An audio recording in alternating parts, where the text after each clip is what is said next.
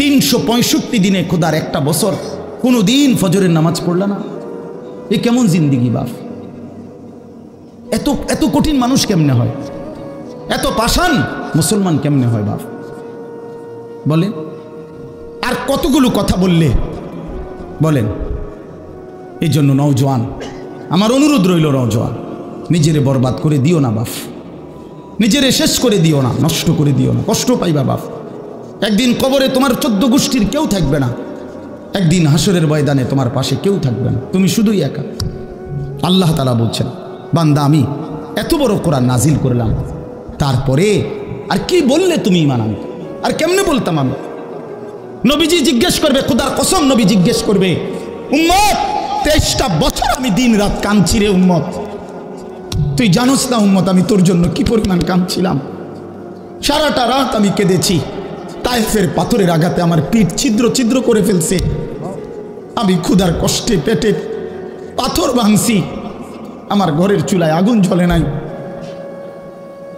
আমি দান্দার শহীদ করে সারাটা দেহ রক্ত মাখা হয়ে বেহুশ হয়ে উহুদের প্রান্তরে পড়েছিলাম, এত কাঁদলাম, এত রক্ত ঝরাইলাম, 23 বছরের বিনিময়ে উম্মত আমি বুঝি তোর কলজাটা নরম করতে পারলাম না? কি বলবেন ভাইয়া? এই ছেলেরা বাপ কি বলবা তোমরা বলো দোস্ত? আমরা যারা মুমিন নিজেদেরকে চিনি, জানি যে আমরা মুসলমান, আমরা মুমিন, তো আমাদের কাছে আল্লাহ তাআলা সবচেয়ে গুরুত্বপূর্ণ একটি জিনিস চায়।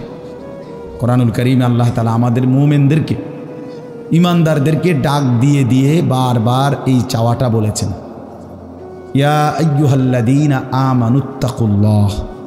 এই কথাটা আল্লাহ তাআলা কোরআনুল কারীমে বহুবার বলছেন।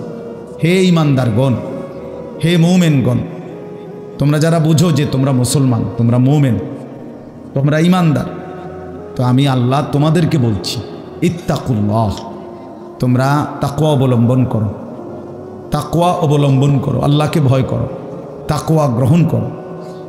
এই কথা, এটাই তাকওয়া। প্রত্যেকটা ইমানদার, প্রত্যেকটা মুসলমান, ছোট বড় জওয়ান বুড়ো, আমাদের সমস্ত ব্যক্তিকে আল্লাহ তাআলা বলেছেন বারবার, ইত্তাকুল্লাহ, আল্লাহকে ভয় করো, মানে তাকওয়া অবলম্বন করো। ছেলেরা তোমরা ভাই এই হাতে ধরা যেই মোবাইলগুলো এটা নামায় ফেলো। আরে ভাইয়া আমাদের চেহারার দিকে তাকাই আসো না, শুধু শুধু এই মোবাইলটা নিয়ে ব্যস্ত হওয়ার কিচ্ছু নাই বাপ। এতে এমনিতেই মোবাইলে অনেক বয়ান আছে অনর্থক, এটার দিকেই যদি পুরা তাকায়া থাকো তো তাইলে আলেমের দিকে তাকাইবা কেমন? এই জন্য দোস্ত এটা জরুরি বিষয়, এটা এতটুকু বোঝা উচিত, সবসময় মনে রাখা দরকার। সারাক্ষণ মোবাইল এটা নিয়ে ব্যস্ত থাকা, এটা আসলে একটা অসভ্যতা ছাড়া আর কিচ্ছু। এটা এত পাগল মানুষ হয় না আসলে। সামান্যতম বিবেক কাজ করা উচিত, বুদ্ধি বিবেচনা, নিজের আকল দেমাগ কাজ করা উচিত, যে ভাই আমি কতক্ষণ, এক মানুষ বুঝি সারাদিন এটা নিয়ে থাকে, তাহলে আমাদেরকে আল্লাহ তাআলা কেন বানাইলেন? এই পৃথিবীতে আমরা আসলাম কেন? আমার জীবনের উদ্দেশ্যটা কি? ন্যূনতম আকল তো থাকা উচিত যে আমি আসলাম কেন, কে পাঠাইলেন আমারে, কেন পাঠাইলেন, কার কাছ থেকে আমি আসলাম, আমি যাব কোথায়? প্রতিনিয়ত মানুষগুলো যে মারা যায়, ওরা যাচ্ছে কোথায়, কি হবে তাদের? এই সামান্যতম বুদ্ধি দেমাগ একটা প্রাপ্তবয়স্ক ছেলে, তোমরা কারো বয়স 14 বছর, কারো 16 বছর, কারো 18 বছর, এ তো পরিণত বয়স, মানে পরিপক্ক বয়স। ওয়ালাম্মা বালাগা আশুদ্দা, একেবারে পূর্ণ শক্তির টাইম। কোরআন শরীফে আল্লাহ তাআলা মানুষের হায়াতকে 3টা ভাগে ভাগ করছে। একটা হলো জন্মের পরবর্তী শিশুকাল, আরেকটা হলো যৌবনকাল, আরেকটা হলো বৃদ্ধকাল। এই 3টার মধ্যে আল্লাহ তাআলা নিজেই বলছেন শিশুকাল এবং বৃদ্ধকাল দুইটাই দুর্বল, দফ, এই শব্দের অর্থ দুর্বলতার সময়। আর শুধু কেবল আল্লাহ তাআলা যৌবনকালকেই বলছেন কুওয়াতান, শক্তির সময়। শক্তি, সামর্থ্য, শৌর্য, বীর্য, এই সবটাই যৌবনকাল। এই জন্য শক্তির সময়, সামর্থ্যের সময় মেহনত করতে হয়। যৌবনকালটাই জিন্দেগির প্রধানতম সময়।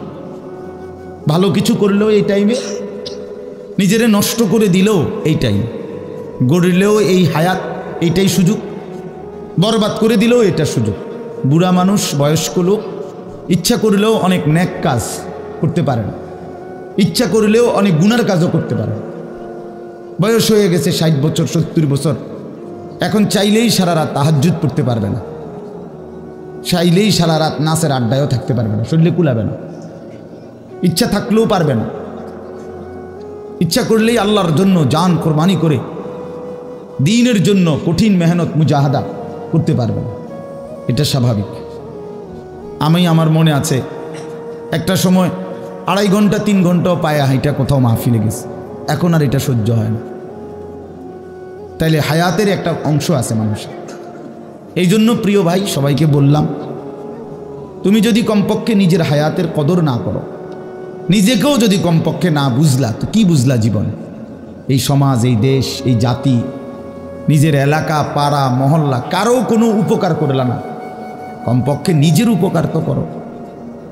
নিজের ভালো, নিজের কল্যাণ, নিজের জন্য তো কমপক্ষে, যে আমি যে একটা মানুষ, আমি যে সারাদিন 1 ওয়াক্ত নামাজ পড়ি না, সারাদিন মোবাইলের মধ্যে নাচ গান, ছবি, নর্তকীর সিনেমা, নাটক, অস্থির দৃশ্য, উলঙ্গ ছবি, সারাদিন সমবয়সী বন্ধুদের সাথে আড্ডা দিলাম, দুষ্টামি করলাম, ফালতু কথাবার্তা করে কাটাইলাম। আচ্ছা, এটা রাত শেষে ঘুমের টাইমে হলো তো মানুষের বিবেকে একটু হলেও নাড়া দেওয়া উচিত, জানি বাস্তবিক অর্থে সারাদিন কি করলাম।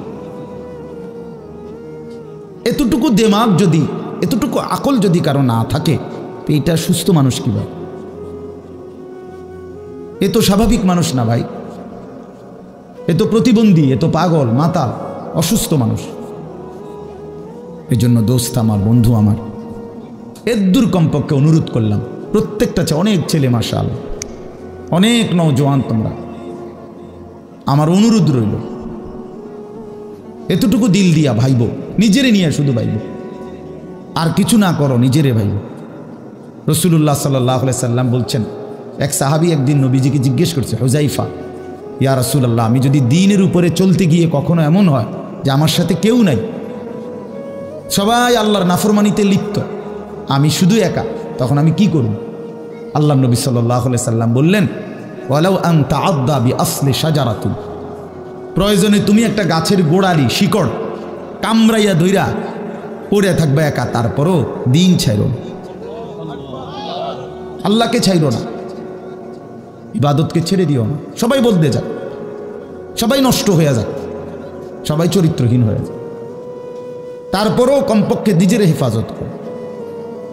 রাসূলুল্লাহ সাল্লাল্লাহু আলাইহি ওয়াসাল্লাম বলছেন, মানুষের মধ্যে অন্যায়, নাফরমানি, মানুষের মনের চাহিদা, খেয়াল খুশি, খামখেয়ালি, এগুলো যখন বেড়ে যাবে, তা আল্লাহ নবী সাল্লাল্লাহু আলাইহি ওয়াসাল্লাম বলছেন, ফাআলাইকা বিখাসাতি নাফসি, শুধু তখন নিজেরে আঁকড়ায় ধরো, ও দাইল আওয়াম, যাও, না পারলে মানুষের ছেড়ে দাও, যে আমি আর পারলাম না, কিন্তু কমপক্ষে নিজেরে নষ্ট করো না, নিজেরে বরবাদ করো, নিজের নামাজটুকু পড়ো, নিজের চরিত্রটা ভালো রাখো।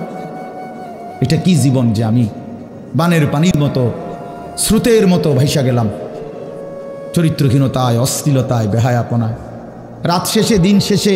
জন্য ভাই আমি এটা অনুরোধ করলাম, আমি আরো পরে বললাম হইলে এখনই বলে ফেললাম, বাস্তবিক যে আমরা যেন প্রত্যেকেই, বয়স্ক মানুষ যারা আছেন, চাচারা, বাবারা, আপনারাও ভাইবেন, শেষ পর্যন্ত হায়াতের শেষ সময় ইনসাফের সাথে চাচা জিন্দিগির হিসাব মিলায়েন।